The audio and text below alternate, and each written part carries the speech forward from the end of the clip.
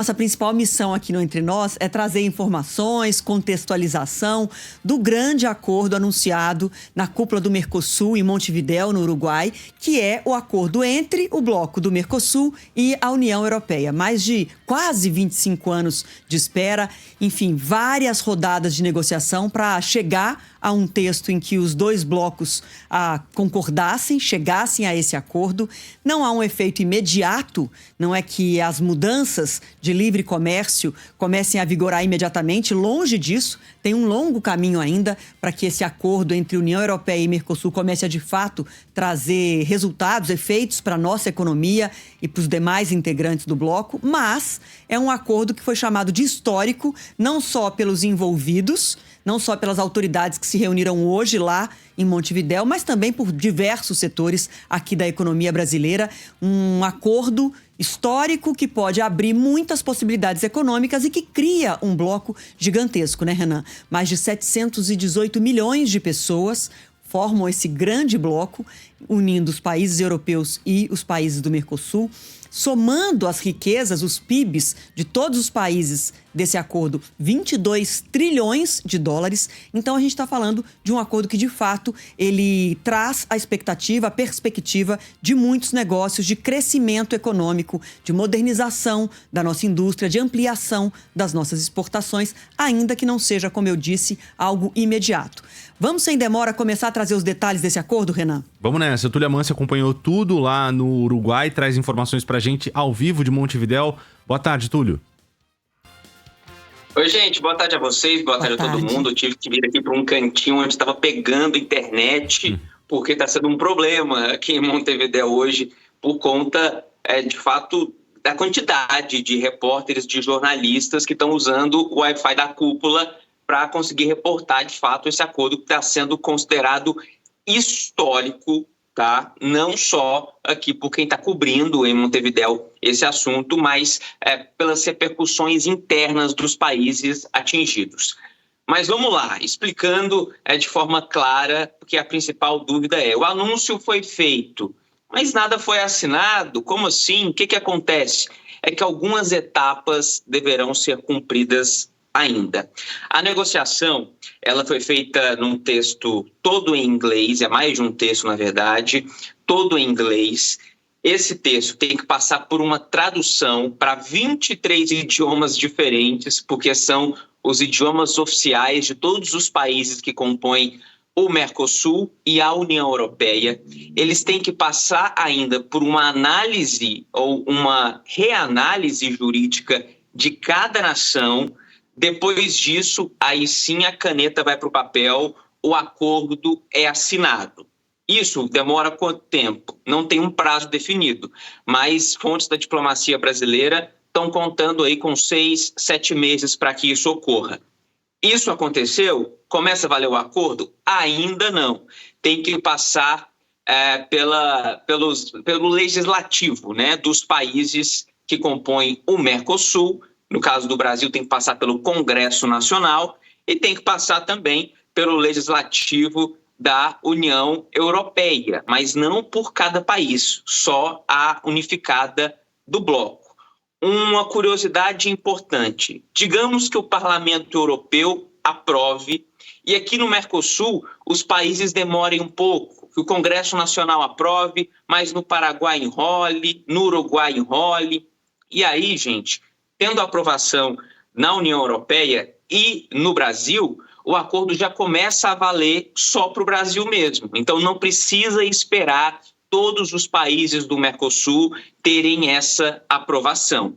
De fato, é um acordo que demorou 20 e tantos anos, praticamente 25 anos, para ser fechado. Em 2019, quase foi. Mas os europeus, eles pegavam na questão ambiental. E eles disseram, olha, a gente vai mandar um texto falando da área ambiental para aí sim a gente bater o martelo de vez.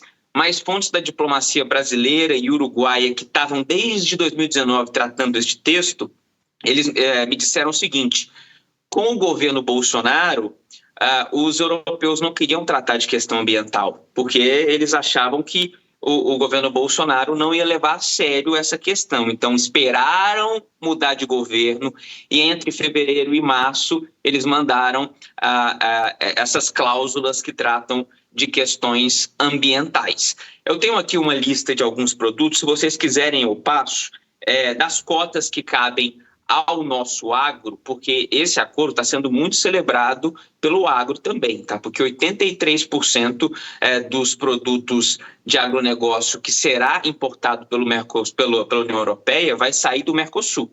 Vocês querem que eu passe rapidamente a lista que eu tenho aqui, só para a gente ter uma noção dessa dimensão? Por favor, dá alguns exemplos para a gente, Túlio. Então, vamos lá. Alguns exemplos. Por ano, o Mercosul vai ter que garantir uma cota de 180 mil toneladas de carne de aves só para a União Europeia.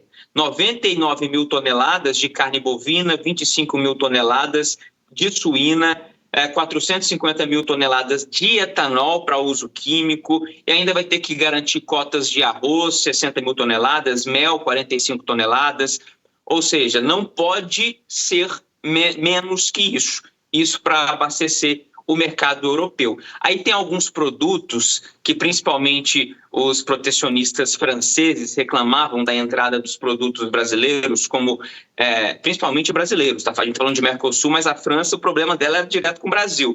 A gente está falando do queijo brasileiro, por exemplo, e também o leite em pó brasileiro. Essas cotas foram reduzidas, são menores justamente para atender ao interesse dos franceses, que mesmo assim chiaram bastante com a Ursula von der Leyen, que estava aqui no Uruguai e participou desse anúncio.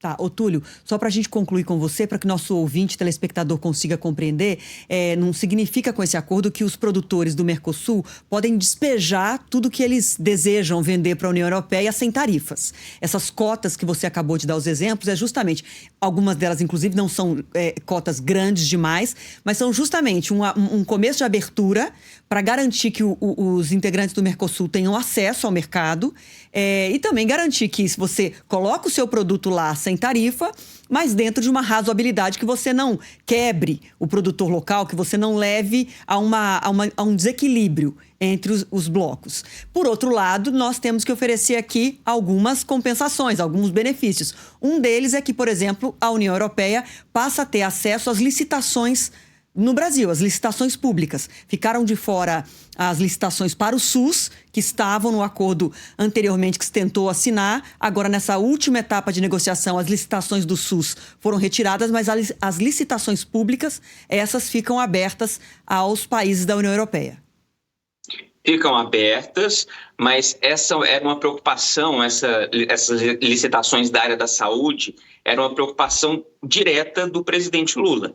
Ele estava batendo o pé e isso também fez enroscar um pouquinho para esse acordo sair, segundo os diplomatas, para que a gente, aqui, o governo brasileiro, consiga comprar produtos nacionais para essas licitações do SUS, para não ter que abrir mercado especificamente para a União Europeia. Então, era um desejo do presidente Lula que foi atendido dentro deste acordo que foi fechado.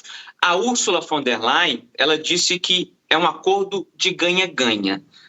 Você disse que há esse interesse de exportar produtos para lá, mas também haverá a importação de produtos para cá, principalmente de maior valor agregado. Os alemães, por exemplo, estão malucos para vender mais carros aqui para o Mercosul. Só que há um dispositivo, por exemplo, na venda de automóveis. Se os produtores, se as fábricas aqui no nosso continente perceberem que o mercado está sendo muito afetado pelos veículos que vêm da União Europeia, há uma cláusula neste acordo que pode ser acionada, que suspende a importação desses veículos da União Europeia por 3 anos. E isso é justamente para não atrapalhar a venda dos veículos fabricados no nosso continente. Então tem essas coisinhas também que são importantes. Tá certo. Muitos detalhes ainda vão ter que ser negociados, tem um longo caminho aqui. Túlio, obrigada demais pelas suas informações. Surgindo alguma novidade, canal aberto aqui para você. Forte abraço a todos. Valeu, Túlio. Bom trabalho aí no Uruguai.